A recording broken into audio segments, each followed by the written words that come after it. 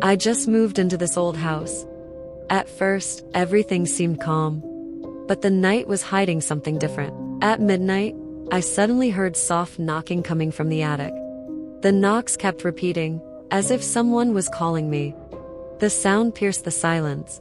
I dared to go up to the attic, hoping to find the source. But when I got there, no one was there. Only a chilling silence that made my skin crawl. As I was coming down, the attic door slammed shut suddenly. The knocking turned into fast, heavy bangs getting closer. I could feel something was following me. Panicked, I ran out of that house with all my might.